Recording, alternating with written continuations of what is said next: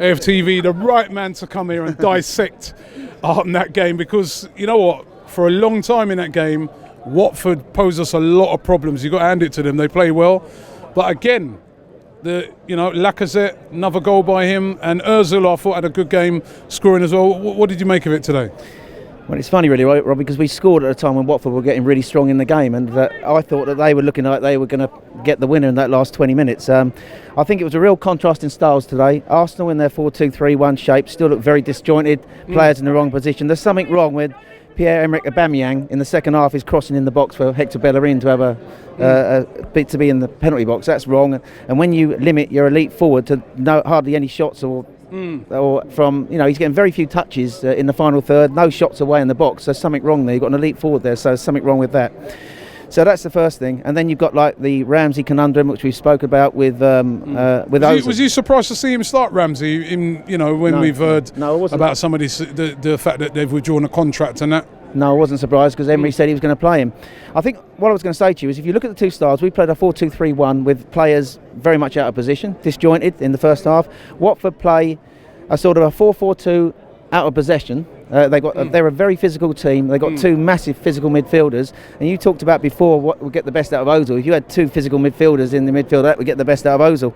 But when they're in possession, they got a 4-2-2 shape, and they've got like two forwards, proper forwards, and they've got like Pereira and Hughes, who are like play out wide but come inside, make them narrow, can go outside. So they've got players with defined roles in the team in a shape that they work very well. They can play a direct game. You saw that when they beat Man United. And they can also sort of play a counter-attack game. So they are well set up. And Watford have gate-crashed the top six this year for the first part. So you can't underestimate how good this victory was for Arsenal today. And so this was a better test. Everton last week was the first test since the two defeats against a top 8 side.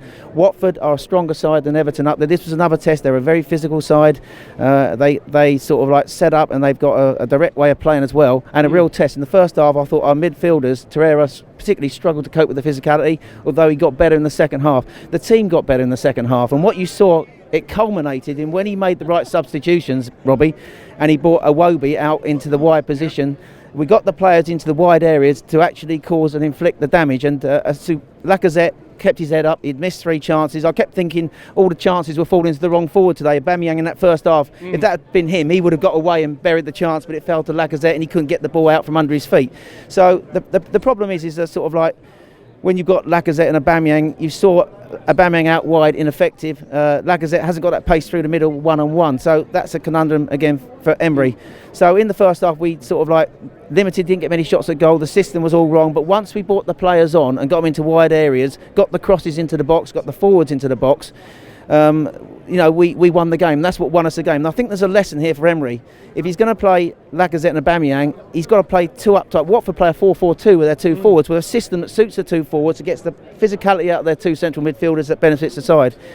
If we're going to play Aubameyang and Lacazette and make them effective, we need him as a 2 up front. We've said it before, but at the moment Aubameyang, we're wasting one of the elite forwards out there wide left. He's just not in the game, is he? And when he came off, Iwobi came on and Welbeck came on, we looked better.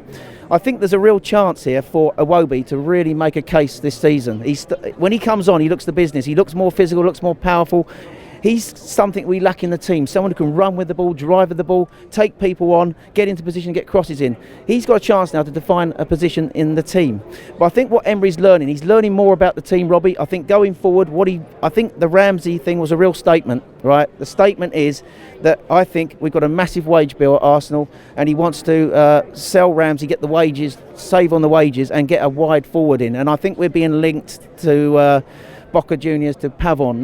Yeah, and I think we've got connections there through the director of football, who might be able to pull that one off. And if we could get him, he's someone who hugs the touchline, who can dribble with the ball and take people on. We've got very few players in this team who can run past people, drive forward, and that's what we lack in the side at the moment. So just one thing before I go today, I just want to, you did your podcast with DT, you said who would we think would be a good replacement for Ramsey if we want a central midfielder. There's a guy at PSG in the last year of his contract, Rabiot. Rabiot is an outstanding talent. God knows why he's not in the French side. I really rate him highly. And if we're going to go to a sort of a system Ramsey, for me, I've always said Ramsey. I mean, Ramsey is a typical Wenger sort of player. He's totally disciplined off the ball, and I think Emery doesn't. Emery wants discipline on the ball, so he is like. I'm not saying it's the last of the Wenger era moving out, because when you think over the last year, we're starting to lose all these Wenger players, aren't we? But he is strongly linked to the unaccountability. Somebody who loves to be on the ball, who thinks about himself on the ball, but doesn't think about the team off the ball. And I think that Emery has looked at that and thought, I don't need that in my team. And I think that's the reason why he's cashing in on Ramsey. I think that's why they took the decision. Ramsey's had a long time to sign this contract, and he's waited too long. And I think they've decided, Emery's come in, looked at it pre-season, looked at it now and decided, Robbie, you know what? I need a wide forward. I think it's staring him in the face. And the other thing, Mesut Ozil today, the other thing I'll say, in that system, first half, less than 5 forward passes on the right-hand side, not combining with Bellerin. The moment he came central, he started influence to play more, and he was in the box to get on the end of the cross from Lacazette. So in the end, a real test today against a physical team, a great result, Robbie, and we move on.